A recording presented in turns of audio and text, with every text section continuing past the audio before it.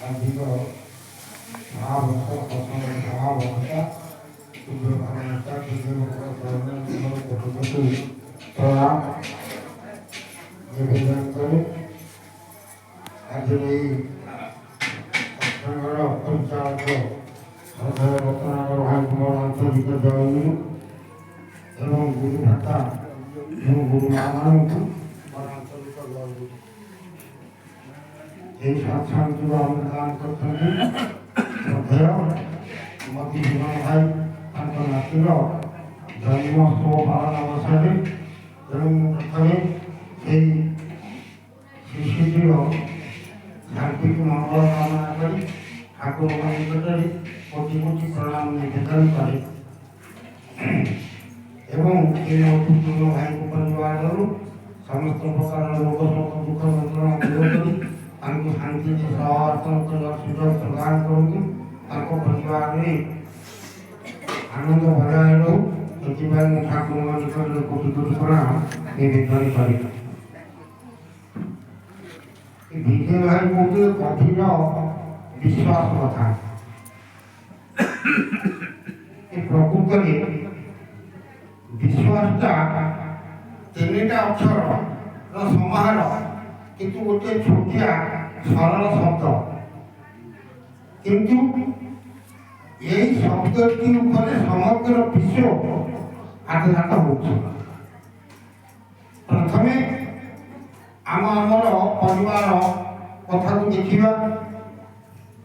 ଯେଉଁ ପରିବାରରେ ପରସ୍ପର ପ୍ରତି ବିଶ୍ୱାସ ଥାଏ ସେ ପରିବାରକୁ ଆଦର୍ଶ ପରିବାର ରୂପେ ପରିଗଣିତ କରାଯାଏ।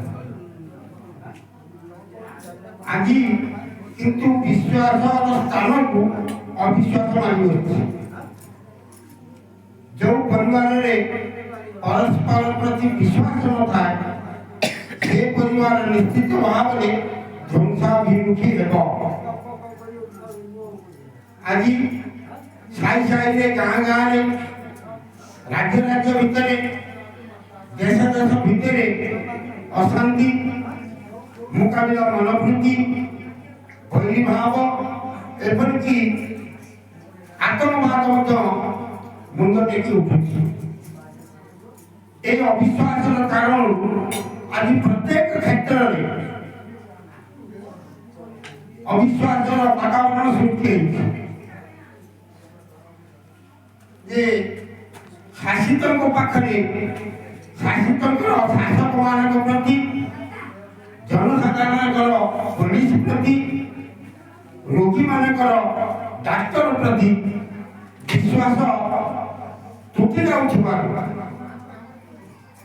ଅବିଶ୍ୱାସର ବାତାବରଣ ଦିନକୁ ଦିନ ବଢ଼ିଥାଏ। ତାପରେ ଆମର ହେଉଛି, ଆମେ ଯଦି ପୁରୁଣା କଥାକୁ ଆଲୋଚନା କରିବା ତାହେଲେ ରାବଣ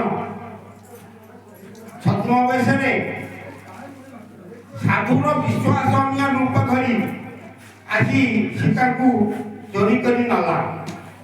ତାର ପରିଣାମ ଶେଷରେ ତାର ମୃତ୍ୟୁ ହେଲା।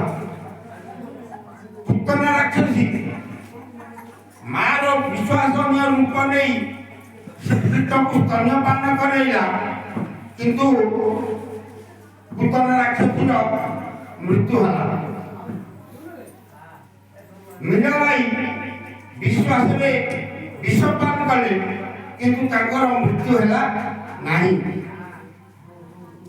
ବିଶ୍ୱାସୀ ଦାସିଆ ବାଉରୀ ଜଗନ୍ନାଥଙ୍କ ପାଖକୁ ଗଲା, ଜଗନ୍ନାଥ ତା ହାତରୁ ଭୋଗ ନେଇଥିଲେ। ଭକ୍ତ ପ୍ରହ୍ଲାଦ ଠାକୁର ଚାରିଆଡ଼େ ଅଛନ୍ତି ବୋଲି ତାର ବିଶ୍ୱାସ ଥିଲା ଏବଂ ସେୟାକୁ ପ୍ରମାଣ କରିବା ପାଇଁ ବିଷ୍ଣୁ ଖମ୍ବରୁ ନରସିଂହ ରୂପରେ ବାହାରିଥିଲେ। ଏକଲବ୍ୟ ତାଙ୍କର ଗୁରୁଙ୍କର ପ୍ରତିମୂର୍ତ୍ତି ସ୍ଥାପନ କରି ତାଙ୍କୁ ଗୁରୁ ବୋଲି ବିଶ୍ୱାସ କରି ଧନୁର୍ଦ୍ଧାନ ଶିକ୍ଷା କଲେ। ସେ ବି ଶେଷରେ ଶ୍ରେଷ୍ଠ ଧନୁର୍ଦ୍ଧାନ ହେଇଥିଲେ। ଆଉ ପଥରରେ ଯଦି ଲେପି ଦେଇ ଫୁଲ ଦେଇ ତାକୁ ପୂଜା କରିବା, ସିଏ ବି କିଛି ଦିନ ପରେ ଠାକୁର ପାଲଟି ଯିବେ। ଏହିପରି ଆମେ ଅନେକ ବିଶ୍ୱାସ ଏବଂ ଅବିଶ୍ୱାସର କଥା କହୁଛେ, କିନ୍ତୁ ଆଚାର୍ଯ୍ୟ ଦେବ ଥରେ এই ঘটনা উপরে কହୁଥିଲେ ଯାଏ ଆସାମର ଜଣେ ଆସାମର ଗୋଟେ ଦ୍ୱୀପ, ସେଥିରେ ଅନେକ ବ୍ୟକ୍ତି ବାହାରେ କର୍ମସୂତ୍ରରେ କାମ କରୁଥିଲେ।